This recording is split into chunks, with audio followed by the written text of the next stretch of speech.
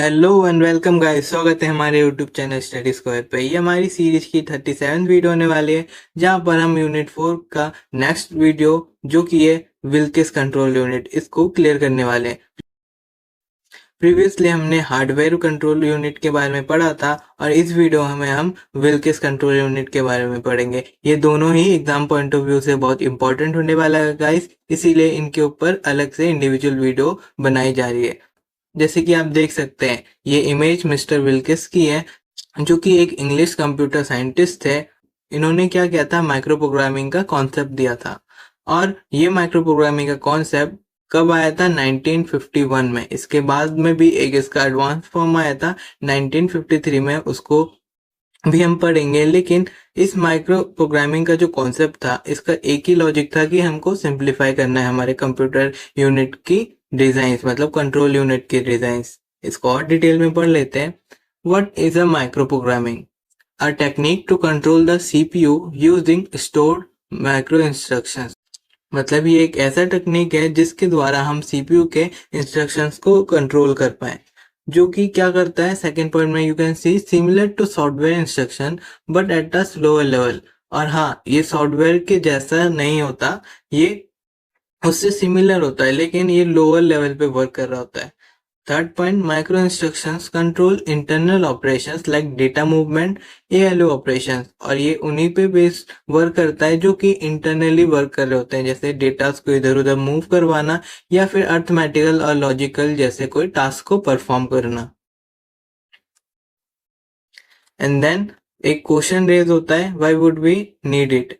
अब नीड तो हमारा यही है कि हमको अपने जो एडवांस वर्जन्स ऑफ कंप्यूटर है उनको सिंप्लीफाई और फास्ट एंड एफिशिएंट बनाना है। तो माइक्रो प्रोग्रामिंग इसी में एक अपना रोल अच्छा खासा प्रोवाइड करता है। आप पॉइंट्स में देखेंगे, hardwired control was fast but complex and inflexible. जो हमने प्रीवियस वीडियो में पढ़ा था हार्डवायर्ड कंट्रोल, वो कॉम्प्लेक्स था और इनफ्लेक्सिबल था, जिसको हमने डिसएडवांटेज में भी देखा था। And second, any changes required designing of hardware, Wilkes proposed a programmable control unit for easier update and maintenance।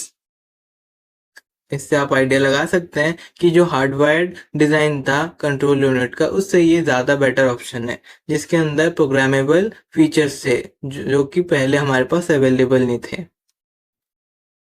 अब इसके की कंपोनेंट्स की अगर बात करें तो इसमें भी ज्यादातर वही एलिमेंट यूज होते हैं जो हार्डवायर्ड में हुए थे, लेकिन इसमें कुछ एक्स्ट्रा भी है, जैसे control memory, control register 1, decoder, control signals generator और रजिस्टर 2। इसको डायग्राम से समझ लेते हैं हम डायरेक्ट। तो कंट्रोल यूनिट क्या करता है, मतलब कंट्रोल मेमोरी क्या करता है, स्टोर्स माइक्रो इंफॉर्मेशन या micro instructions as we already know. Control register 1 क्या करता है, hold current micro instruction address. Decoder selects the current micro instruction. Control signals generator generates और sends signal to CPU parts and register to hold the address of next micro instruction. ये already in simple English में लिखा है, तो इसको elaborate करने की I hope कोई रिक्वायरमेंट नहीं है। तो चलिए आगे बढ़ते हैं। माइक्रो इंस्ट्रक्शन का इसमें जो फॉर्मेट होता है वो दो टाइप में आता है।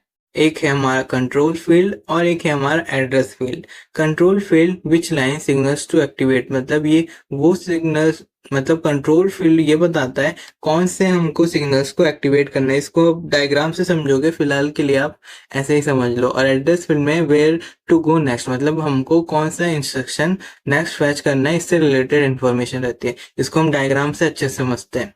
ये है हमारा विल्किस कंट्रोल यूनिट। इसको मैं मार्क कर करके आपको समझाता हूँ जिससे आपको हेल्प मिलेगा।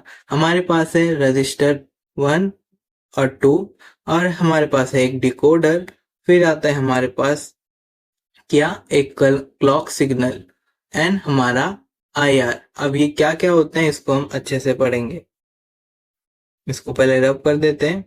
देखिए, हमारा जो इंफॉर्मेशन ऑफ माइक्रो इंस्ट्रक्शन यहीं से स्टार्ट होता है, मतलब जो इंस्ट्रक्शन हमें पैच करनी है वो स्टार्टिंग पॉइंट यहाँ होती है।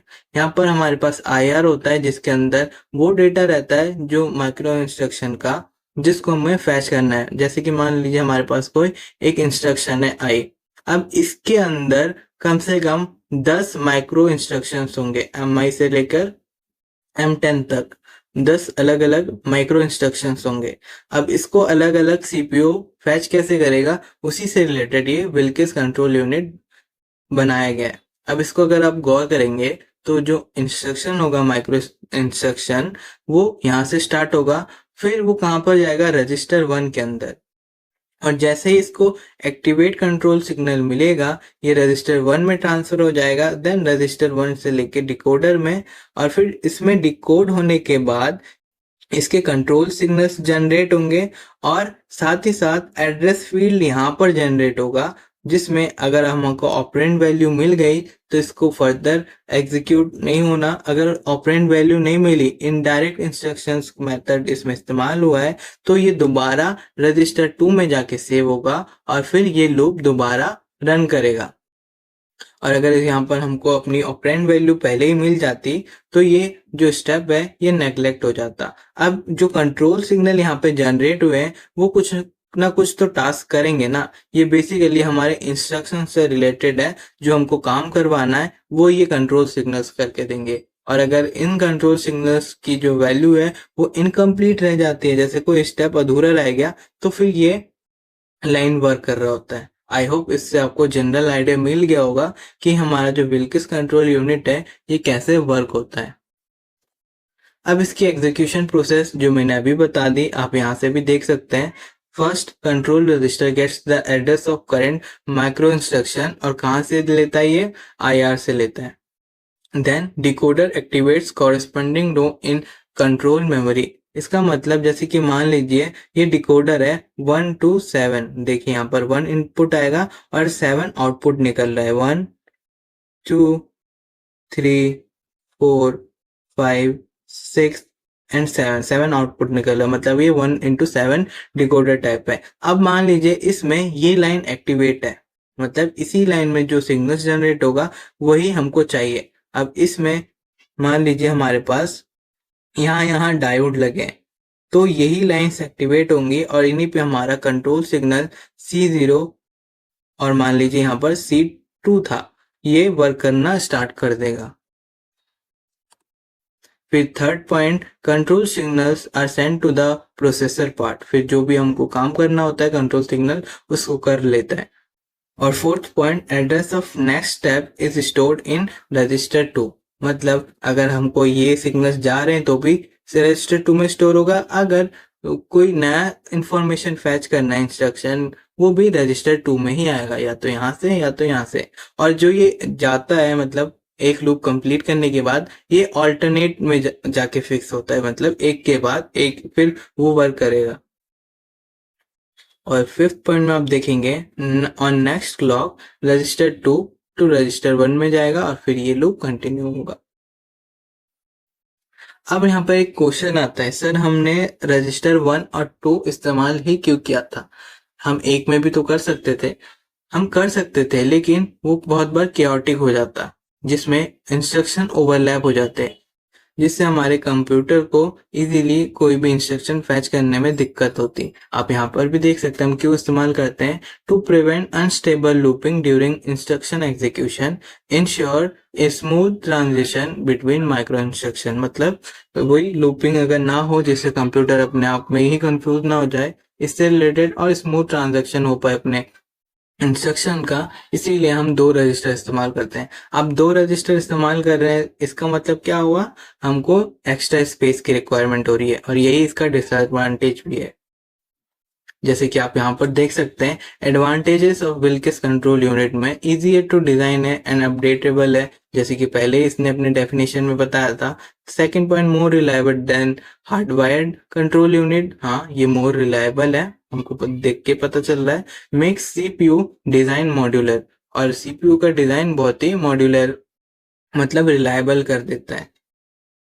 और डिसएडवांटेज में स्लोअर देन हार्डवेयर कंट्रोल, हाँ ये स्लोअर है, और need more memory for storing, जैसे कि मैंने अभी बोला है, ये यहाँ पर 2 रजिस्टर मतलब एक्स्ट्रा मेमोरी का इस्तेमाल हो रहा है, तो यहाँ पर ये इसके डिसएडवांटेज में आ जाता है।